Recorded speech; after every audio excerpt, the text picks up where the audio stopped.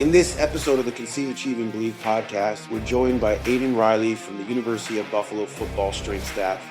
Aidan delivers a powerful lecture on strength and conditioning for football, breaking down how to develop speed, power, and durability at the highest level. Drawing from his experience in collegiate athletics and sports science, he shares practical insights that coaches and athletes can apply immediately. If you're serious about building better football players, this is one you don't want to miss. Before we really get rolling, I'll introduce myself. My name's Aidan Riley. I'm an assistant director here at the University of Buffalo. I'm an assistant director with football only. My main job here is to work directly with our return to play athletes. So anybody that has a small injury, big injury, hey, I roll my ankle, I'm going to miss practice, all the way up to I tore an ACL and I'm going to be out for the next 9 months. So that's my main job. And then secondary priority is to build out our off-season program with our head strength coach, Coach Horton. And then I also work directly with our interns and trying to develop them as young coaches. That's kind of how this whole thing came together is, you know, Sean, you reached out to Coach Horton, and with me doing all of our education work with our interns, it seemed like a good fit of something that we could do to hopefully provide a little bit of information to y'all, of different things that you can bring to the weight room and different ways to think about training. A lot of times, especially in the high school setting, most of what we do as young athletes or coaches is what we see online. And sometimes that's not the best stuff to do. So we're going to talk about just very basics, foundations that we need to attack that are going to help us not only for football, but really for any athletic related activity. So, very brief overview about me. I was at Temple University. I was a GA and an intern there. At the University of Miami, I worked as an undergraduate or extern, which basically just means I was a paid intern. Then I went to Northern Illinois University, which is out in the middle of nowhere, Illinois. I worked with football, baseball, wrestling, gymnastics, soccer. I worked with a number of different teams, which really allowed me to hone in on some different ways to train and some different things that you could do to help athletes. And then, like I just kind of mentioned most recently and currently, I'm at the University at Buffalo, up here in New York. Before I continue and really dive into the weeds of this, I talk fast. I don't deny it. I'm going to try to slow myself down. So if at any point in time you're like, hey, coach, can you go back and, say that again or review that? Just go ahead, unmute yourself, holler it out, and we'll go back and answer it for you, okay? See a couple of nods in there, all right? I appreciate that. So, why do we train? What is our foundation of training? So the reason that we train in the weight room is to enhance mobility, movement quality, and athleticism. All right. And then the secondary goal is to reduce the risk of injury. Now, and we'll talk about it in a couple slides here, there's no true way to prevent injuries from happening. It doesn't happen. You're playing football, it's contact sport, it's a physical sport. Football injuries happen. If you don't want football injuries to happen, go play chess. Go play for the chess team. If you're playing chess, probably not a lot of football injuries that happen. All right. So when we start talking about our foundations, we're going to reference this pyramid that you guys see on the right here on this slide. We're going to talk about this pyramid a lot, and we'll dive into each layer specifically. And I'm going to try not to get too nerdy and try to make it very applicable to what we do in the weight room. But why do we train? Those two things that I just said. The first step is to build a foundation of work capacity. That has to be specific to what we are doing. It has to be specific to what we're training for. For the purpose of this, we're training to be better football players. So that's what we're trying to build. The next piece, and why do we train? Enhance the qualities of hypertrophy and strength for physical development. What's that mean? Get bigger and stronger. Then we want to enhance power, speed, and agility for carryover to sport. What's that mean? Get more explosive and get faster. Then we want to facilitate training or recovery from training to competition.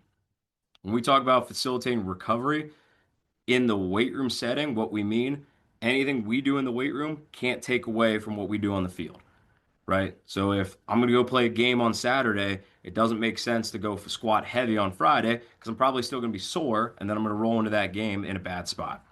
All right. These qualities that we're going to dive into here piece by piece in a second, we want to train these qualities year round. But just like a pyramid, we need to establish the base first before we really build up to the next layer. So we're going to train all of these things year round, but as we build up as we go, or I'm sorry, we're going to build up as we go. So that way we get the most out of our speed, our power, our strength, and all the way down to work capacity. All right, training the qualities through this pyramid not only carries over to football, but any athletic activity that you do. And then the last thing, which I wrote up here in bold, start training the right way early to set yourself up for sustained success. All right. All the stuff we're going to talk about here is the very basics, day one type training.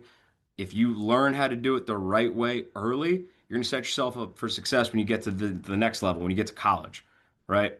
One of the things that Sean and I were talking about before a lot of people hopped on is one of the things that I still see with a lot of kids that come here or go to any school is they might have lifted, but they don't lift well. So if you train the right way and you're going to set yourself up for success when you get to that next level. All right, so we're talking about building the base, right? That first level is evaluation and testing. So first, second, and third step is technique. All right, we're not going to progress anything that we do until our movements are where we want them to be. So when I say evaluate and test, we're trying to establish what you can do and how well you do it. So for example, if you look at the left here, the three diagrams, all right, if I want a back squat, that's what I want to work to. We're going to go back squat. We're going to train to back squat heavy. Well, I'm not going to back squat until I know you can do a really good front squat. And we're not going to front squat until I know you can do a really good goblet squat. And if that means we have to spend an extra week or an extra 2 weeks building at each of those layers before I get to a back squat, that's fine. Because it's not about the weight that's on the bar, it's about your technique and how well you can do it. So, the first thing I need to do is establish what I'm trying to get to. If I'm trying to get to a back squat, I got to build up to that. So that's when we start talking about work capacity, that bottom base of the pyramid. So work capacity and strength is really simple. Work capacity simply means establishing a base of volume in the movements you're going to do that you will be executing within your program. So I have a base of work underneath my belt. If I'm going to go back squat a 1RM as heavy as I can possibly go, I need to have the ability to do repeated reps before I go up for that 1RM, right? So I can't just walk into the weight room, warm up, and hit a really good 1 rep max squat. I need to develop a base first. What does our base look like? I might be doing sets of 5, sets of 6, sets of 7 to build up technique, form, and then basic strength before I start jumping the gun and going really heavy. Then when we start talking about strength, the next piece of that pyramid, it's not, hey, what's my 1RM? What's the most weight I could possibly do? It doesn't refer just to 1 rep maxes. I want to get stronger in each individual muscle group that I'm training, right? How do I do that? By training with moderate weight, with really good reps and really good technique. And what movements will I get the most out of in these two areas? That's where we get down into this bottom third right here. Squatting, hinging, pressing, pulling, single leg work, core strength and core stability. All right. That's where I get the most out of work capacity and strength. And I'll say it again down here in the bottom right, just because it's not heavy doesn't mean you're not getting stronger, right? If we're emphasizing form and technique, which you're going to hear me say about a dozen more times, if we're emphasizing form and technique, if I'm doing it with good form, good technique, it doesn't really matter what the weight is. You're going to get better. You're going to get stronger. So the next piece of the pyramid is power. Power essentially means being explosive, being fast with weight, right? So when we separate power and speed, speed refers to as fast as I can possibly be. In the weight room, that might be a jump, it might be a sprint. On the field, it's doing your sport at fast pace, right? In the weight room, when we talk about explosive strength, we're talking about our cleans, our snatches, our jerks, our weighted jumps, our plyos, things of that nature. And again, this area of our pyramid does not need to be heavy. It needs to be fast and explosive. So when we talk about what percentage I'm going to work on, I'm going to live in that 50 to 80% range, and I'm going to move weight fast. These movements, those movements that I just listed right there, are more technical. We're going to talk about technique here in a few minutes of those movements. Technique here is a key. I can't walk into the weight room and be like, all right, I'm going to go power clean really heavy. If you've never done a power clean before, you probably got to start with something simpler, like a hang clean or a high pull or something simpler so you can teach yourself how to do the movement before you start loading it up and jumping in with heavy weights. And then the last piece of the pyramid is speed. And the reason that it's the top of the pyramid, if anybody watched the NFL Combine last week or 2 weeks ago now, I guess, what's the only thing that they showed? 40-yard dash. That's because the only thing that really anybody cares about is how do I get faster for my sport. And that doesn't just mean, all right, if I'm a wide receiver, how fast can I run a go ball? It can also be a linebacker and how quickly do I change direction and get to a different spot, right? It could be a defensive lineman. How quickly do I get off the ball and get in the backfield? So when we talk about speed, we're referring to those fast, twitchy motions that I need to be able to tackle on the field. Speed is also the most intense thing that your central nervous system can take. So that's why we have to build a base of all these other pieces to one, be able to handle doing heavy or doing intense speed work, but then two, be able to get the most out of it. If I don't establish a base and build my way up to speed, I'm probably not going to get much faster. You can go outside and sprint right now. We all can.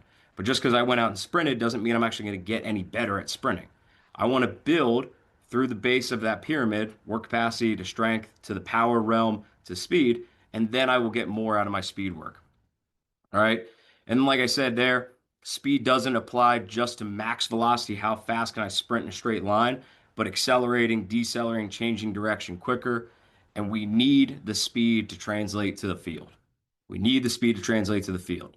It's kind of the last thing for that piece because a lot of people think, all right, well, I went out and I did 50 yards. And I went 50 yards as fast as I could. And I did it over and over and over again. Well, if you're a defensive lineman, does that necessarily help you on the field?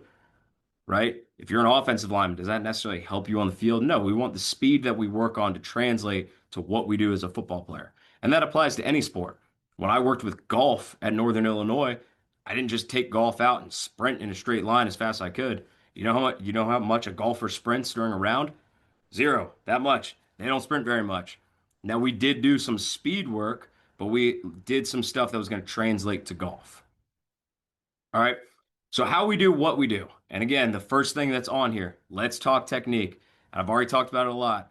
The little movements you're going to figure out fast. Your single arm rows, your delts, your curls, your abs. You figure that stuff out quick. All right. We're going to get more development out of our big compound movements than the small isolation movements. In strength conditioning, that's what we refer to as the 80-20 rule. 80% of our gains come from 20% of the work. The 20% of our work are these movements that are listed right here. Your cleans, your snatches, your jerks or overhead variations, your squats, your pulls, posterior chain work, and your presses. That 20% of your movements is going to really take up 80% of your total gains that you're going to make in the weight room.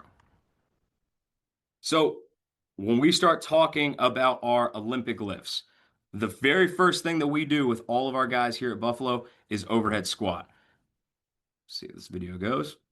All right, so before we want to do any overhead variations like snatching or jerking or even doing an overhead press, we want to build up having a really good overhead squat first because one, it's a great movement to see how a guy bends with a load. All right, so an overhead squat's a great movement because one, we can see how a guy bends and how they move, but also before we start doing any overhead movements, I want to be able to have a bar over my head, stabilize, brace, and go through the movement. So the athlete that's on the screen here, this is Tad Barr. He's one of our former football players here. So you'll see his feet are set up no different than he would for a back squat. The bar is sitting just behind his ears. He's braced tightly. His core is engaged. His low back is tight. And then he's sitting into a good squat. He's sitting through his heels. His knees are driving out. And then when he stands up, he's not dropping his chest forward. He's nice and controlled through the upright part of the motion. All right. The reason we always start with that overhead squat is because everything we just talked about, being able to bend, being able to stabilize with a load over our head, that is extremely important to all of our Olympic lifts. All right. So we want to be able to establish a base with that before we progress to anything else. All right. The next one we'll talk about is a hang power clean. Like I said before, if you turn on the Olympics, if you turn on Instagram, you're going to see heavy power cleans or even a full clean. One of the easiest variations of a clean to start with is a hang power clean. So if you notice Tad here, he starts with the bar at his hips. He slides the bar down his legs. The bar stops just above his knees. He aggressively pulls the bar, explodes to his toes, snaps his elbows through. And when he catches the bar, he's got his elbows up, his butt down, and his knees are bent with his feet flat. That is exactly what we want the motion to look like. This is a great movement to obviously produce a lot of power through my hips, through my low back, but then also to stabilize by catching a load. So when Tad actually catches the bar, he is absorbing a load. Why is that important for football? Because you're going to hit people, right? And that absorbing a load, absorbing contact is very important when you actually get to the football field. And the last Olympic lift we'll talk about here is a hang power snatch. So you have the same setup that we just talked about with the hang power clean, right? The bar is at my hips. The bar stays very tight to my body. I slide the bar along my legs. But now, instead of catching in that front rack position like a front squat, I'm going to catch it over my head like we did with the overhead squat a couple slides ago. All right, so Tad's now in a wide grip. He's got his knuckles turned down to the ground. He slides that bar down his thighs, aggressively jumps and shrugs. That's that triple extension piece that we talked about before. And then he snaps his arms through at the top and catches it in that overhead squat position. And notice again, knees are bent, hips are back when he catches the bar. That's what we call a power position. It allows us to absorb that load.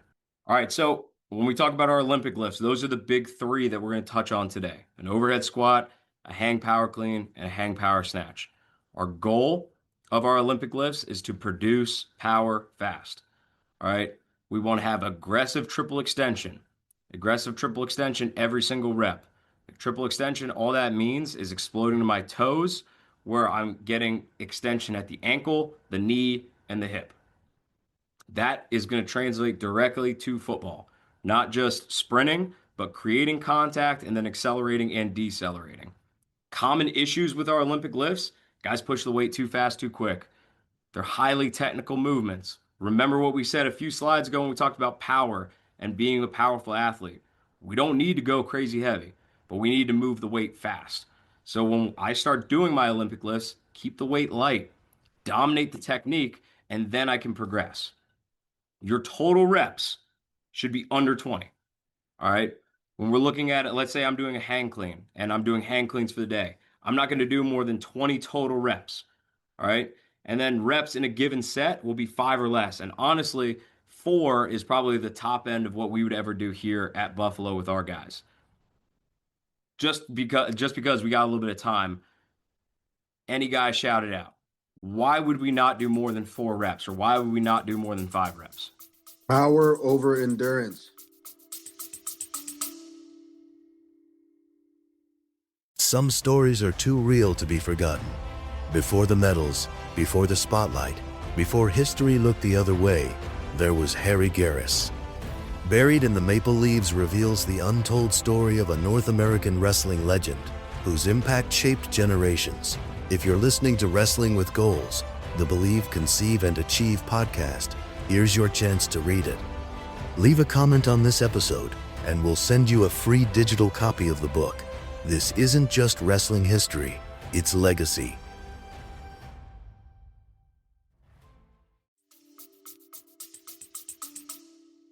Yes, exactly. So when we train our Olympic movements, like we said, we want to be powerful and explosive. If I start doing 4, 5, 6, 7, 8 reps, I'm not getting that. I'm not training that piece. So why would I do that if I'm not training what I want to get out of it? So all the stuff we talked about, if I want to be fast, powerful, and explosive, I want to get in under 4 reps. That's the time where I'm going to be most explosive. And then I take a rest, right? Take that 90 seconds to 2 minutes in between my sets. I go back and I dominate the next set. All right, then we'll talk about our strength movements. All right, a back squat is the main one that we're going to talk about here, because the back squat is our main squat that we do here with our athletes. Okay, so you'll see another former player here, Taji Johnson. Okay, he actually now works with us at UB. All right, Taji's going to set his feet, and he's going to go into our back squat. Now, whenever we say set your feet, we want your feet flat in the ground, dug into the floor. All right, so Taji, all right, he sets his feet. He's got his feet screwed into the ground, and then he goes into his actual squat pattern. When we talk about our squat pattern, I want to push my butt back, and then I want to bend my knees. All right. There's no need to overcomplicate it past that, but I need to push my butt back just a little bit to allow room for my body to go down. So he's going to take his knees and he's going to push them out. He's going to drive his chest up. And the reason we always drive our chest up, you're going to see it online where people drop their chest and allow their low back to do most of the work. We're going to train the low back in a bunch of different ways. The squat, we're trying to train the quads, the glutes, the lower body. So I don't get a ton out of it if I just drop my chest and allow my low back to do all the work. All right, this is one of the most important movements that we're going to do to build lower body strength in the weight room. All right, bench press. Not even going to show you the video because I think everybody here knows how to bench press. If there's one thing that high school kids love to do, it's arms. All right. Now, when we talk bench press, I think the number one thing that guys screw up here is they load the weight way too fast and they love just going heavy. How much do you bench? What's the most you could bench? No different than we talked about with the pyramid. I got to develop a base first, right? I want to do more reps with good technique and good form before I start loading it up really heavy. And then the last strength piece that we'll talk about is the RDL. All right. Now, the RDL is what we would consider here posterior chain work. And when I say posterior chain, I'm referring from the base of your skull all the way down to your calves. That includes your entire backside. So the RDL is a foundational movement to train essentially all of that when you do it. Now, you don't have to just use the RDL to train that posterior chain. Other movements could be your hyperextensions, your reverse hypers, your heavy shrugs, or even a deadlift. Now, here at Buffalo, we don't necessarily do a ton of deadlifting because we're doing a ton of those Olympic lifts. And when we do the Olympic lifts, we're already training all those muscles that we train in a deadlift. All right, so to watch Tad here again, he's going to set up like he's going to do a hang power clean. The bar is at his hips. He's going to slide that bar down his knees, and it's going to look exactly the same except for the fact that the bar crosses his knees. It gets to the mid-shin area, and then he nice and control squeezes the bar nice and close to his body while squeezing his butt back in. So you'll notice this movement, unlike a squat, right? Unlike a squat where I push my butt back and then I bend my knees, here I just keep pushing my butt back until my body is essentially parallel to the ground. It's a great movement to train your entire posterior chain. All right, that's the last video, so let's see if the zoom starts to tighten back up. So our goal with our strength movements is to develop full body strength that's going to carry over to the sport. And again, technique over weight is it's a must. All right. You can train with lighter weight and still get stronger. What are the common issues here? Just like I said with the Olympic lifts, pushing the weight too fast while not hammering technique. A super easy way here to get great work out of what you do is just slow your movement down. I want to go slow on the way down and get that eccentric focus. If I get a great eccentric focus with every rep, I'm going to get stronger in what I do. All right. Now, we talked about three pretty basic and pretty main movements that you'll see, but let's say we don't have the equipment to back squat, or we can't back squat, or I'm not good enough at back squatting yet. What did we already talk about? You could front squat, you could goblet squat. There's a ton of different variations you could do. Same thing with the RDL. I can do a trap bar deadlift. I can do a hyperextension. Same thing with the bench press. I could do an incline bench press or a dumbbell bench press. All of these movements are still strength movements. They're just different ways to do it. No different than the Olympic lifts. I'll tell you kind of what your total work should be. So in my actual movement, if I'm benching, if I'm squatting, whatever it may be, my total work should be 35 to 40 reps, somewhere in that range, maybe a little bit up, maybe a little bit down. And then each set should be in that 3 to 8 rep range. Unlike our Olympic lifts where we want to be fast, powerful, and explosive, this is where we build our strength base. So each set can be 3 to 8 reps where I'm getting good quality work. And obviously, if I'm doing 8 reps, the weight's probably going to be a little bit lighter than if I'm doing 3 reps. And then the last piece are our accessory lifts. Now, like I said, your 80-20 rule, right? There's a lot more accessory lifts you can do. There's a lot of other things that you're sitting there, you go, Coach, he didn't talk about this or he didn't talk about this. The 20% of our work, those 7 main movements that we talked about, are going to lead to 80% of our gains. So the accessory lifts are the 80% of the other stuff that only account for 20% of our gains. So our goal of our accessory lifts is to target some of the areas that we might miss with our big stuff. And we want these accessory lifts to reinforce what we do with our big lifts. This is where we bump up the reps. This is where we try to get bigger. We try to add some size. So we want to be in that 6 to 12 rep range. Our good accessory movements for our football players, rows, our lunges, our single leg work, abs, core. When I say core, doesn't just mean crunches or sit-ups or Russian twists. I'm talking about farmer's carries, suitcase carries, different core work where I'm engaging my entire trunk. Your arm work, whether it's biceps or triceps, which I'm sure most of you guys love doing. Your shoulder work, like your delts, your rotator cuff work, your grip, and then lastly, neck, which will lead us into our injury prevention talk here. Again, I'll ask a question to the group. Why is neck a really important thing to train with football players? Matthew, go ahead. You look like you're thinking about it. Because you can lead with your head a lot, and that's a part that's usually underdeveloped. Yeah, exactly. It's not necessarily underdeveloped, but in football, right, you're going to get hit here a lot, right? And a lot of the stuff that we just talked about, we're training from here down. So when we say neck training, we're trying to stabilize this because at some point you're going to get hit in this. All right. Now, one of the misconceptions that you'll see out there, oops, sorry, jumped ahead too quick. One of the misconceptions that you'll see out there is if you do neck training, it'll prevent you from getting concussions. It's one of the things you'll see online. That's just simply not true. Concussions happen. They're a part of the sport. If I reinforce the strength in my neck, it can potentially lead to a decreased risk of concussions, but it doesn't completely mitigate it. All right. And then the last piece is running.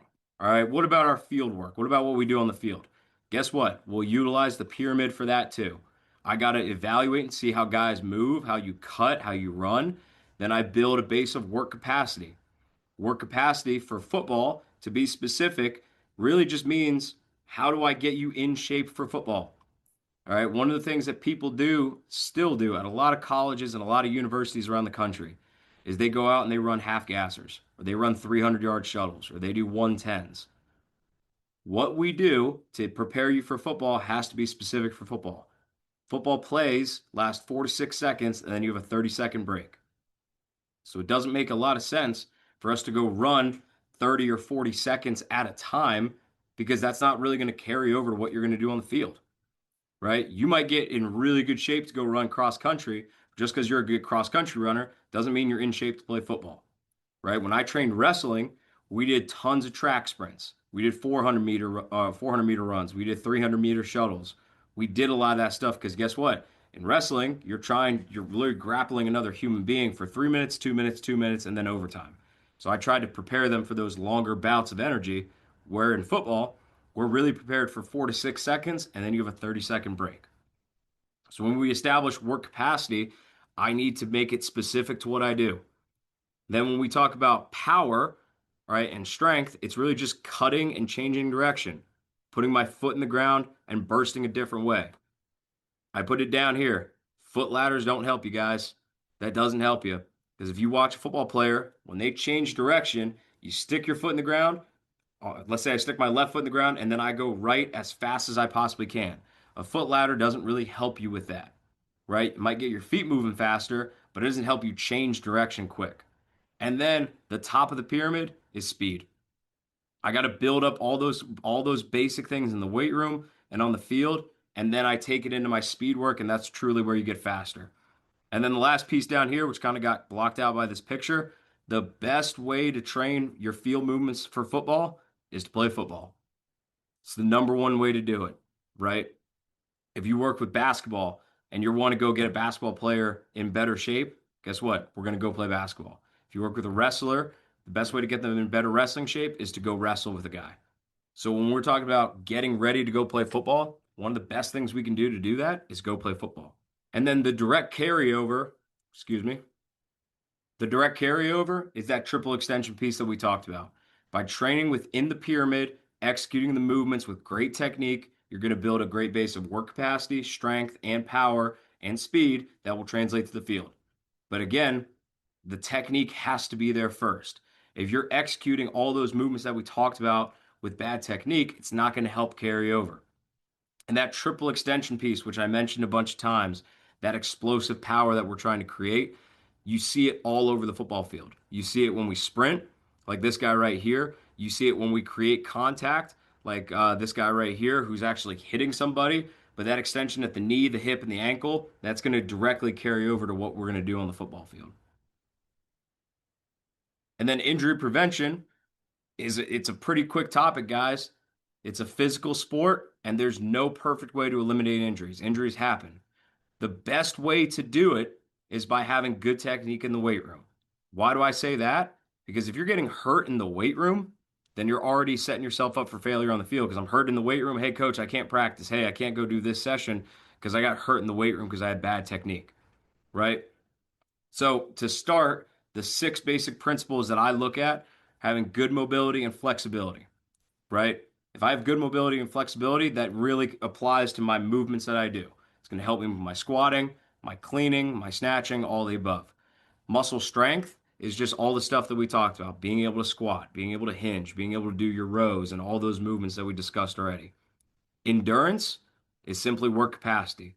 Am I in shape for my sport? Motor control training is your technique. Am I technical with my movements? Do I have control of my body? And then the last piece is rest and recovery. Rest and recovery is probably the most crucial thing that I see with any athletes. Because 99% of the time, when coach says, hey, you need to get better at this, what do? We add more of that and we don't change anything else. If I add more, something's getting taken away.